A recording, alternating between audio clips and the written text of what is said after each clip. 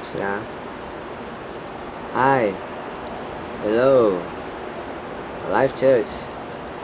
Papasalamat ako sa inyo lahat sa lahat na inyong suporta sa amin, pamilya, sa akin, sa inyong pananalangin. Una, sa Life Church. Si Lina, sa pangunguna ni Pastor Henry, sa kanyang pamilya, sa lahat ng mga members doon. Salamat sa inyong support sa amin, sa panalangin, walang tigil na panalangin para sa amin. Salamat din sa Life Church Quezon City sa pangunguna ni Pastor Eric. Salamat sa inyo, Pastor, sa inyong pamilya, sa lahat sa inyo na patuloy na nagpipray at suporta sa akin. Ganun din sa Life Church Cavite. Salamat din Pastor Roger, sa kanyang family, sa kanyang church. And then in Life Church Virginia, Pastor Ernie, thank you very much sa lahat ng tulong nyo, to all your support there, to all our brothers and sisters in Life Church Virginia. I personally give thanks in behalf of my family. I give thanks to all the support you've given me, to all your prayers, to Pastor Jerry and his family. Thank you for all your support to me. So, kahit na medyo mahina ang katawan ko, marami akong nararamdaman. Hindi ko may taas ng kamay ko, hindi ko alalayan. Ganito lang kilos niya. Ito, nakikilos ko to.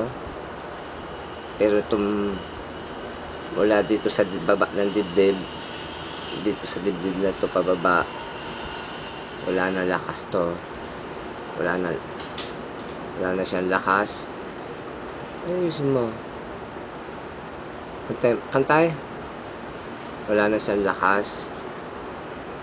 At hindi ko na may galaw itong mga tuhod ko. Hindi ko may galaw mga tuhod. Walang lakas mga ako.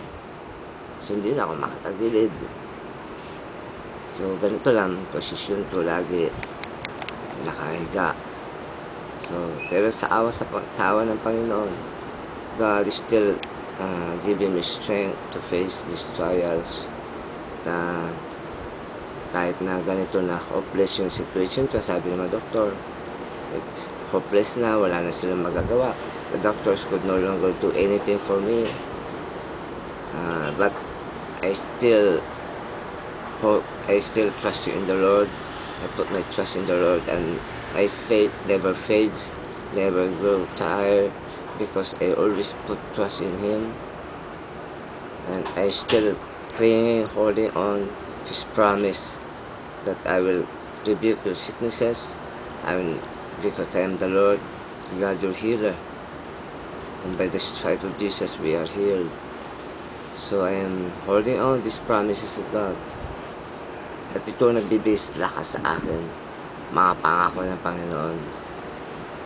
Kaya ano man nararamdaman ko ngayon, hindi ko binabaliwala ko to. Kasi pinagkatiwala ko sa Panginoon lahat-lahat ang bagay.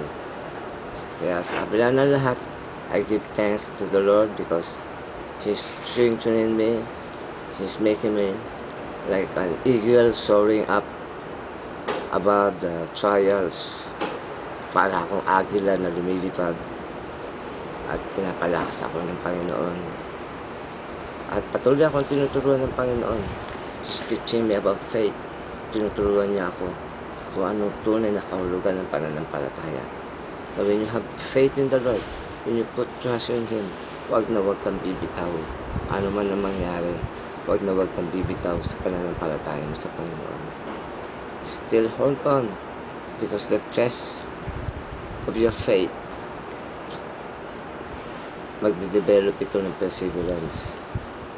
Kaya dinatest ng Panginoon ang ating faith. Kaya sa bawat trials na lumarating sa atin, tinuturo sa akin ng Panginoon. It is a testing of faith para yung faith natin lalo maging genuine, lalo magiging nakatawag, at lalo tayo magtitiwala sa Panginoon. So salamat sa inyo lahat, sa inyong walang sawang pagsusuporta sa akin, sa aming family, on behalf of my family. Salamat sa lahat. Thank you, Life Church family. We give you thanks Salamat sa inyo.